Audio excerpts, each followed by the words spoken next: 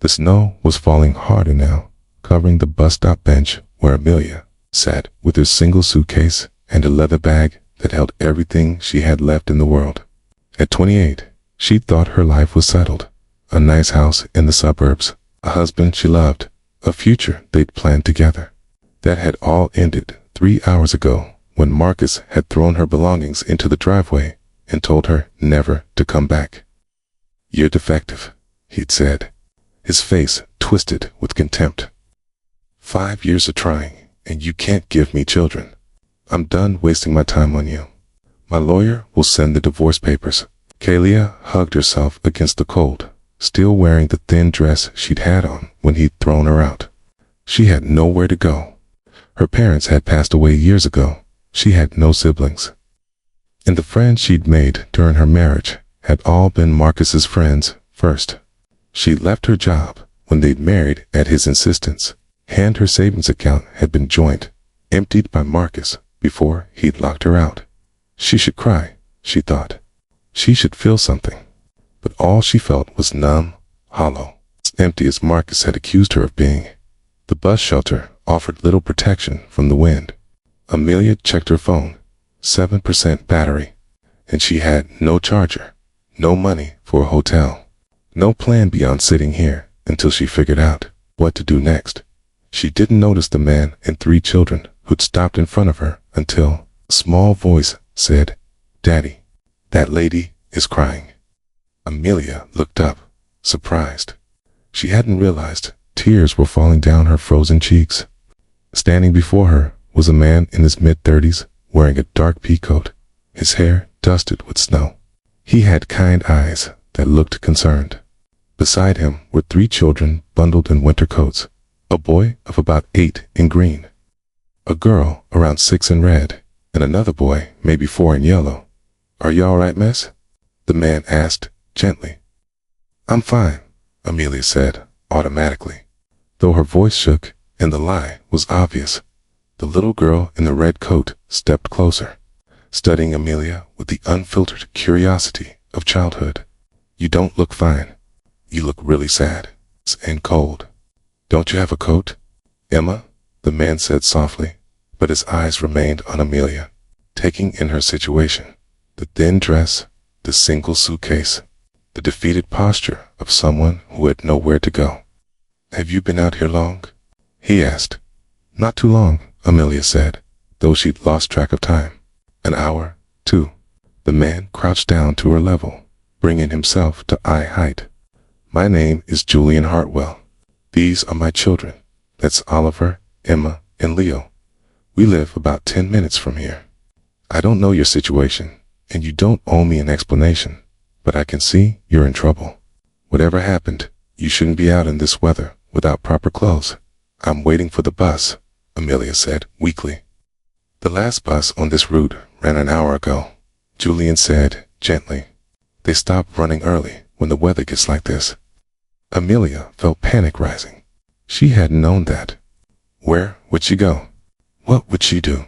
"Come with me," Julian said, his voice calm and steady. "Just for tonight.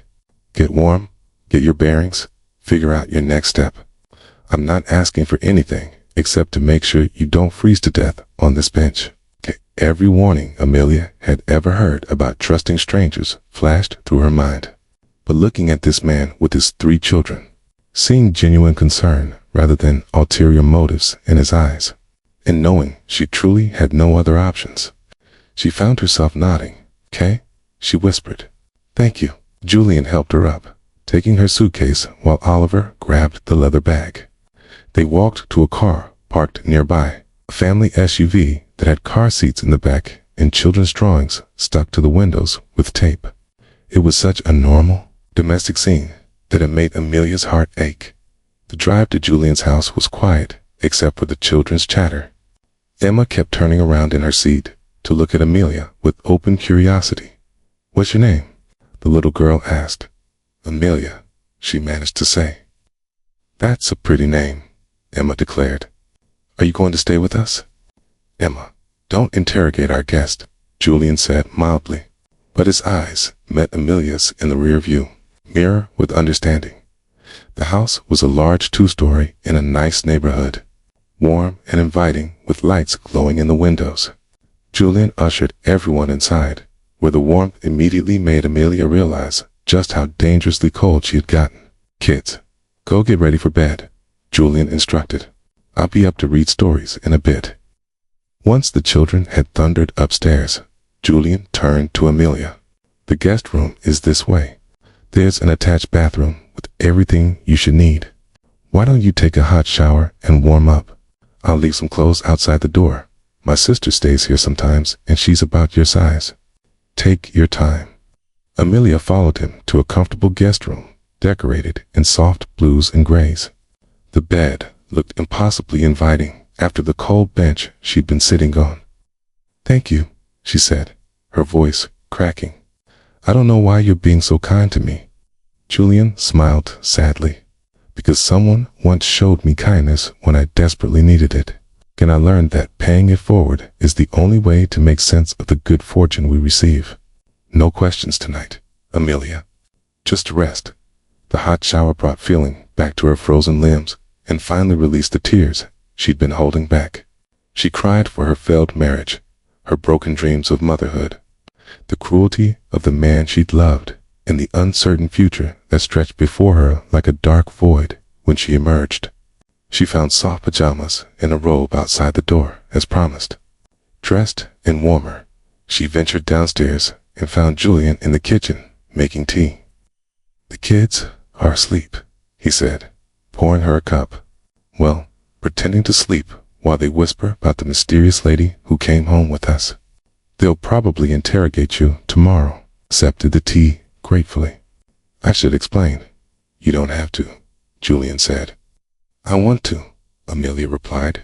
And somehow, to this stranger who'd shown her more kindness in an hour than her husband had in months, the words came pouring out.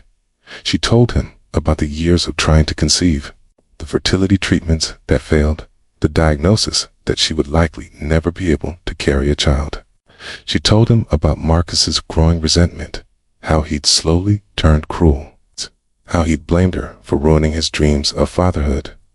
And finally, she told him about this afternoon, when he decided he was done with his defective wife. Julian listened without interruption, his expression growing darker as she spoke. "Your husband is a cruel man," he said quietly when she finished.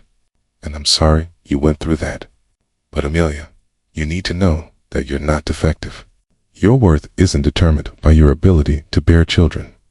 "That's easy to say," Amelia said bitterly. "But try convincing the world of that. Try convincing yourself when your entire marriage fell apart because of it." Julian was quiet for a moment, then said, "Can I tell you my story?"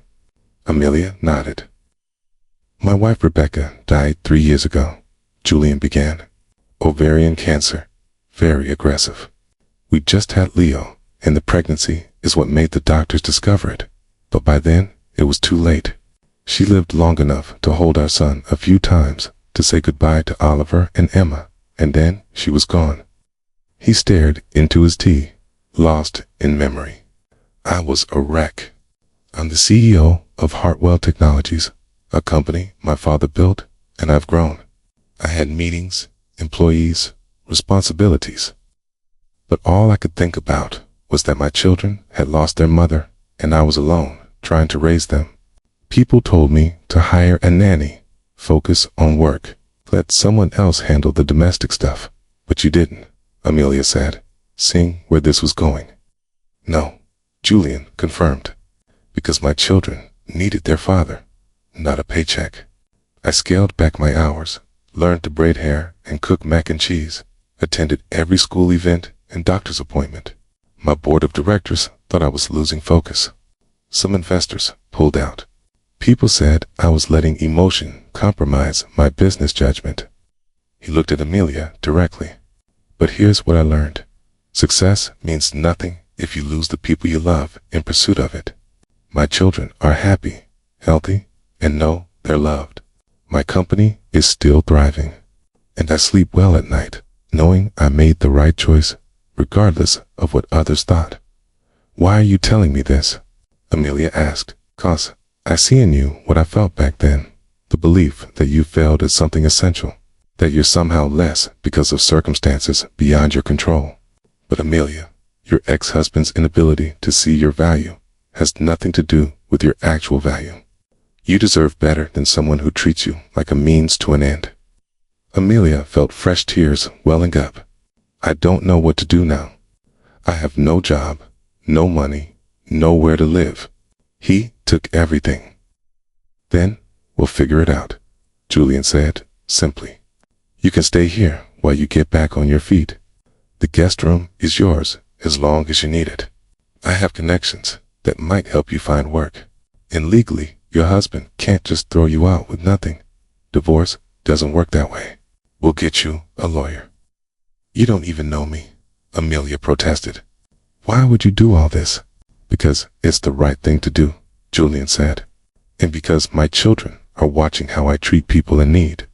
I want them to grow up understanding that we help others, that we show compassion, that we don't turn away from someone who's suffering. Over the next few days, Amelia discovered that Julian was as good as his word. He connected her with one of the best family lawyers in the city, who took her case pro bono after hearing her story. He helped her open a new bank account and advanced her money against future work. And most surprisingly, he offered her a temporary position at Heartfelt Technologies as his executive assistant while she figured out her next career move. You had a degree in business management before you left work, Julian noted. That's exactly what I need. Someone organized, intelligent, who understands corporate structure. Try it for a few months. If it's not for you, we'll find something else. Amelia threw herself into the work, grateful for the distraction and the purpose. She was good at it, she discovered. Better than good. She had a knack for organization and problem solving that Julian appreciated. And she found satisfaction in the challenges of helping run a major tech company. But more than the work, what healed her were the children. Oliver, Emma, and Leo had accepted her presence in their home with the easy adaptability of kids. She helped with homework, read bedtime stories, and gradually became woven into the fabric of their daily lives. You're good with them, Julian observed one evening, watching Amelia help Emma with a science project while the boys built a fort out of couch cushions. They're wonderful kids, Amelia said. You've raised them well. We're raising them well, Julian corrected gently. Amelia looked at him in surprise. Julian, I know this started as temporary, he said. But Amelia, you've become part of our family. The kids adore you. You're invaluable at work. And He paused, seeming to gather courage. Find myself looking forward to coming home because you're there. Not because you help with the children or make excellent coffee, but because you're you. Amelia felt her heart racing. Over the past months, she'd pushed away her growing feelings for Julian, convinced they were just gratitude and proximity. But, looking at him now, seeing the warmth in his eyes, she had to acknowledge the truth. I was thrown away, she said quietly. I was told I was defective because I couldn't have children. How can you want someone like me when you already have 3 kids who need a mother? Julian crossed the room and took her hands. You weren't thrown away. You were freed from someone too stupid to see your worth. Second, my children don't need someone who can biologically be their mother. They need someone who loves them, supports them, shows up for them. And Amelia, you already do that. But don't you want more children? She asked. Don't you want the possibility? I want someone who makes me laugh, Julian said. Someone who understands that family is about more than biology. Someone who sees my children as people, not obligations. Someone who's brilliant and kind and stronger than she knows. I want you, Amelia, exactly as you are. The divorce from Marcus was finalized 6 months later. He got the house and most of the material possessions. Amelia got her freedom, a settlement that reflected her years as his wife, and the profound understanding that she'd dodged a bullet. A year after that snow-covered night at the bus stop, Julian proposed to Amelia, not with a grand gesture, but simply, honestly, with 3 children standing beside him, holding a sign that said, "Will you be our mom?" Amelia said, "Yes," through happy tears, understanding finally that family wasn't about biology or bearing children. It was about showing up, loving unconditionally, and choosing each other every day.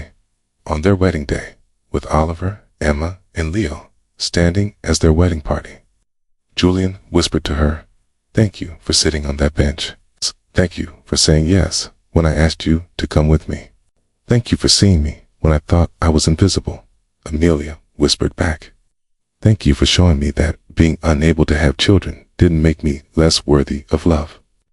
Years later, when people asked how they'd met, Julian would smile and say, "I found her at a bus stop on the worst night of her life. She thought she'd lost everything." Soft palms, losing everything makes room for the life you were actually meant to have. And Amelia, surrounded by the family she'd built, not through biology, but through love, would add, "Sometimes the door that slams in your face is just making room for a better door to open. You just have to be brave enough to walk through it when someone invites you in." Their children, all three of whom called her mom without hesitation, grew up understanding that family was built through love, not genetics. They saw that true strength meant helping others when they were down, that compassion mattered more than success, and that sometimes the most broken people can build the most beautiful lives if someone gives them a chance. Amelia never regretted her inability to have biological children. She had 3 incredible kids who needed her, a husband who valued her for herself, and a profound understanding that motherhood wasn't about pregnancy or genetics. It was about showing up, loving fiercely, and never giving up on the people who needed you. And it all started because a single dad CEO, standing in the snow with 3 children, saw a woman in crisis and said the words that changed everything, "Come with me." If this story touched your heart, please like, share, and subscribe for more tales of second chances, found families, and the transformative power of compassion. Leave a comment about a time when someone showed you kindness in your darkest hour, or when you were able to help someone who had lost hope. Share your thoughts on how we can all be more attentive to those around us who are suffering in silence. Remember, family is built through love and commitment, not biology. And sometimes, the life you thought you lost was just making room for the life you were always meant to live.